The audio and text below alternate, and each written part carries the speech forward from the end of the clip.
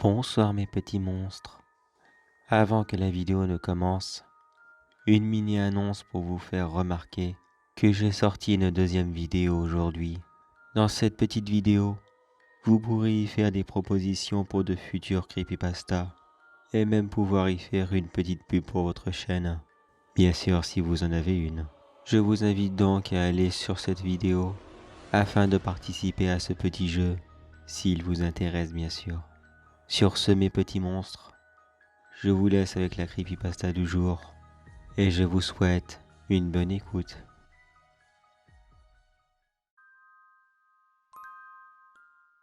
Moi et mon équipe sommes arrivés à la tanière de ce monstre. Il nous a fallu plusieurs heures avant de la trouver, même si nous savions plus ou moins où elle était située. Je dois dire qu'il avait fait preuve de beaucoup d'imagination afin de bien dissimuler son repère.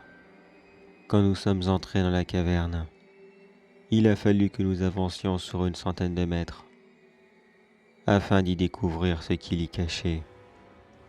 Mais cet enfant de salaud avait placé des pièges sur le chemin, et l'un d'entre nous en fut les frais.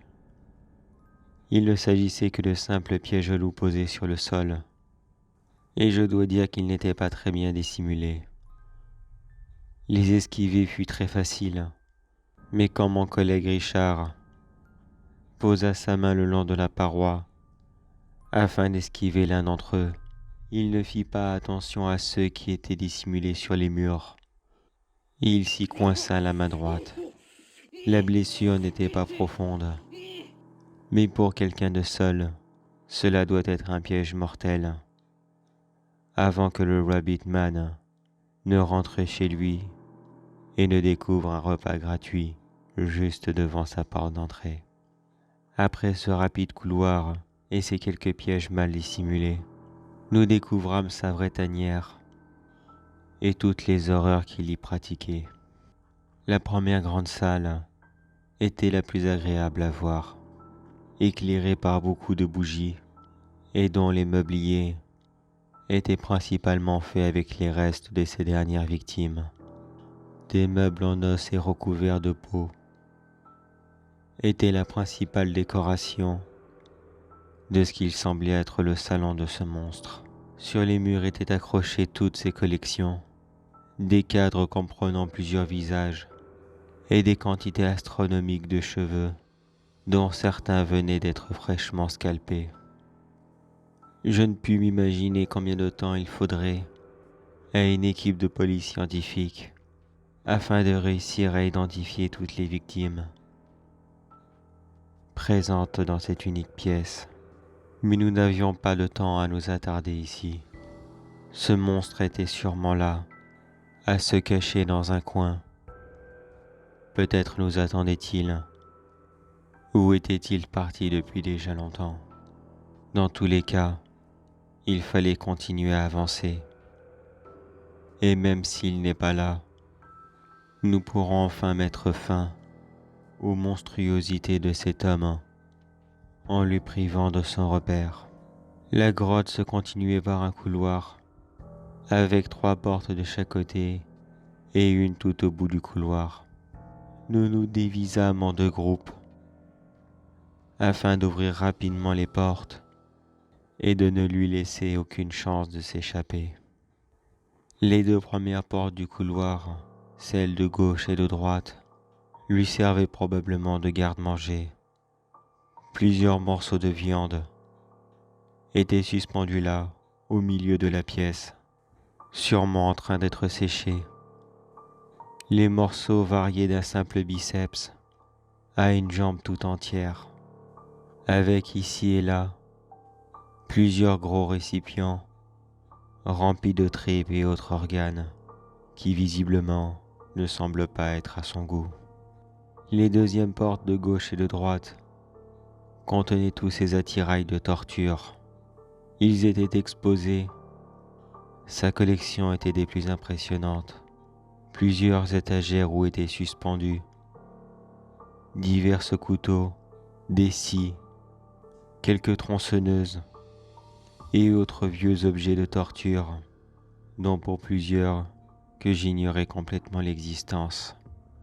Les troisièmes portes du couloir contenaient les gigantesques cages qui lui servaient à enfermer ses victimes.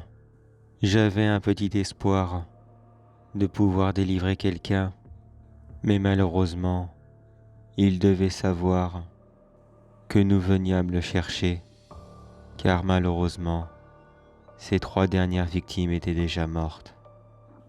Il les a tout simplement égorgées, sûrement par faute de temps. Il ne voulait visiblement pas laisser quelqu'un qui aurait pu nous aider à le retrouver.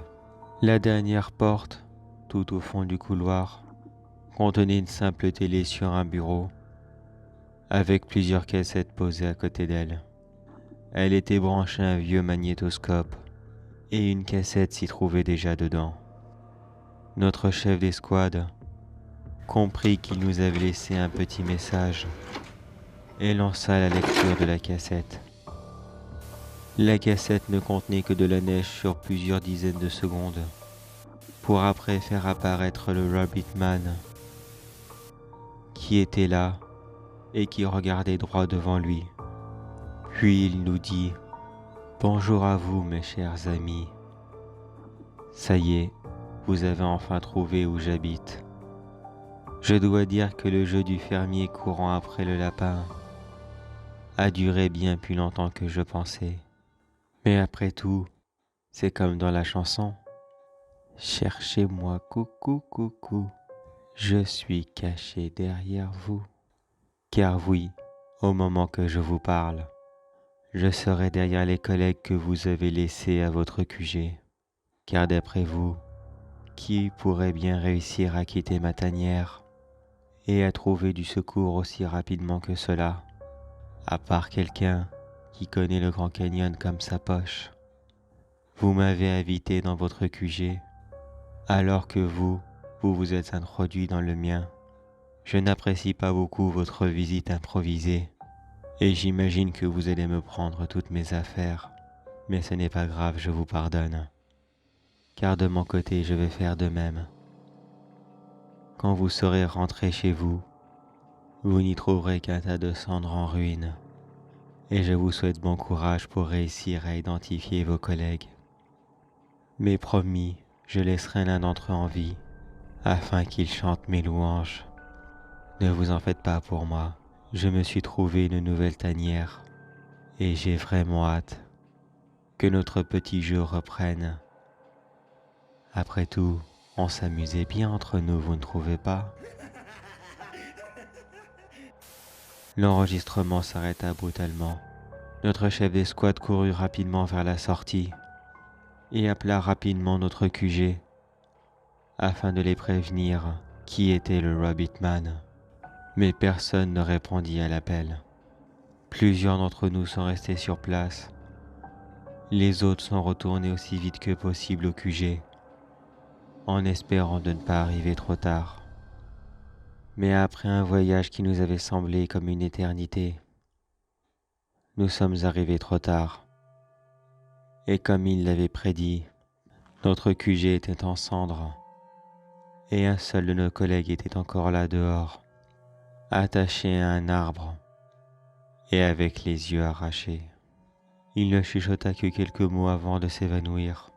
Son visage n'était pas le sien, car juste avant de lui arracher les yeux, il le vit arracher la moitié d'un faux visage qu'il s'était collé sur la figure, afin que nous ne le reconnaissions pas. Le fameux visage était là, et maintenant nous sommes là, sans QG, sans équipement, et sans plus aucune piste, afin de retrouver ce monstre, qui aujourd'hui aura réussi un coup de maître, qui aura coûté la vie à quelques-uns d'entre nous. Mais je peux vous jurer que cette sale pourriture mourra de mes mains pour tous les crimes qu'il a faits. J'en fais le serment.